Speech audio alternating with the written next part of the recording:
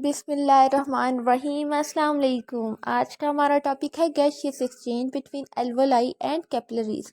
आज हम डिटेल से पढ़ेंगे कि एल्वोलाई और कैपिलरीज के अंदर गैसियस एक्सचेंज किस तरह से होता है। कल हमने डिटेल से पढ़ा था एयर पैसेजवे यानी हवा का रास्ता, कि हवा नेज़ल कैविटी से एल्वोलाई तक किस तरह से पहुंचती है। तो हमने कहा था कि हवा नेज़ल कैविटी से नॉस्ट्रल्स के थ्रू एंटर होती है और वो नेज़ल कैविटी से इंटरनल नॉस्ट्रल्स के थ्रू चली जाती है फेरिंग्स में, फेरिंग्स से लेरिंग्स में, लेरिंग्स से ट्रैकिया में, ट्रैकिया दो मज़ीद नालियों में डिवाइड हो जाती है जिन्हें हमने बोला था ब्रोंकाई। ब्रोंकाई डिवाइड होते हैं, ब्रोंकाई लंग्स के अंदर एंटर हो जाते हैं और वो मज़ीद डिवाइड होते हैं और उन्हें हमने बोला ब्रोंक्यूल्स। ब्रोंक्यूल्स में कार्टिलेज ख़त्म हो जाता है जब, तो हमने उन्हें बोला एल्वोलर डक्ट्स, और एल्वोलर डक्ट्स खुलती हैं एल्वोलाई के अंदर। और हमने कहा था कि एल्वोलाई क्या है। Alveoli single layer of cells है, एपिथेलियल सेल से मिलकर बनी है और बहुत सारी थैलियां हैं, हवा की थैलियां हैं जिनके अंदर हवा पहुंचती है और इन एल्वोलाई को घेरा होता है कैपिलरीज के एक नेटवर्क ने। जैसे कि आप डायग्राम में भी देख सकते हैं कि एल्वोलाई के गिर्द क्या है, कैपिलरीज का एक नेटवर्क है। अगर अब हम इनके स्ट्रक्चर की बात करें तो एल्वोलाई भी सिंगल लेयर ऑफ सेल है और कैपिलरीज भी सिंगल लेयर ऑफ सेल्स होती हैं। और सिंगल लेयर ऑफ सेल्स की वजह से क्या होता है, इनमें डिफिजन का प्रोसेस आसानी से हो सकता है। अब जब आप हवा इनहेल करते हो, एयर इनहेल करते हो, तो जो आप इनहेल कर रहे हो एयर, उसके अंदर ऑक्सीजन की मिकदार ज़्यादा होती है, यानी ऑक्सीजन की कंसनट्रेशन ज़्यादा है।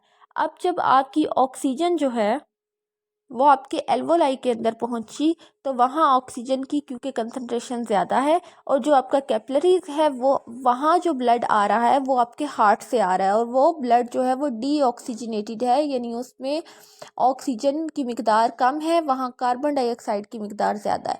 तो कैपिलरीज के अंदर जो ब्लड है उसमें ऑक्सीजन की मिकदार कम है और एल्वोलाई में जो है वो आपकी ऑक्सीजन ज़्यादा है। तो अब ऑक्सीजन क्या होगा, ऑक्सीजन डिफ्यूज़ हो जाएगी एल्वोलाई से कैपिलरीज में, क्योंकि आपको पता है कि हमेशा हायर टू लोअर कंसंट्रेशन जो है वो डिफ्यूजन हो सकती है। तो क्योंकि एल्वोलाई के अंदर ऑक्सीजन की मिकदार ज़्यादा है और कैपिलरीज में ऑक्सीजन की मिकदार कम है, तो आपकी एल्वोलाई से कैपिलरीज में ऑक्सीजन जो है वो डिफ्यूज़ हो जाएगी।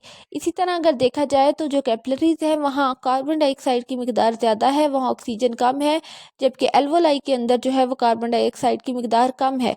तो कैपिलरी से कार्बन डाइऑक्साइड मूव कर जाएगी एल्वोलाई के अंदर।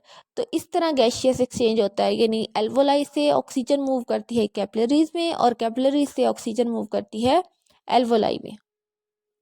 अब अगर हम ओवरऑल सर्कुलेशन की बात करें तो आपको पता है कि जो हार्ट है उसमें जो आपका राइट एट्रियम है वहाँ वो आपकी बॉडी में वहाँ से जो ब्लड एंटर होता है वो डीऑक्सीजनेटेड ब्लड होता है और वो आपकी सारी बॉडी से एंटर होता है।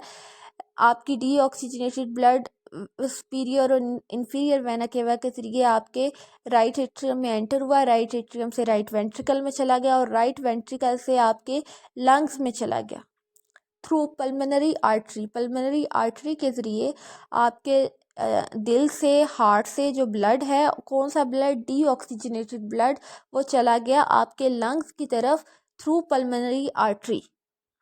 अब जब ये आपकी पल्मोनरी आर्टरी आपके लंग्स में एंटर हुई तो आर्टरी डिवाइड हो गई, उसने आर्ट्रियोल्स बना दी और आर्ट्रियोल्स मज़ीद डिवाइड हुई तो उन्होंने कैपिलरीज बना दी। अब जो कैपिलरीज का ये नेटवर्क है, ये एल्वोलाई के गिर्द जो है वो एक ग्लाफ की सूरत में उसके गिर्द उसे घेर लिया उसने।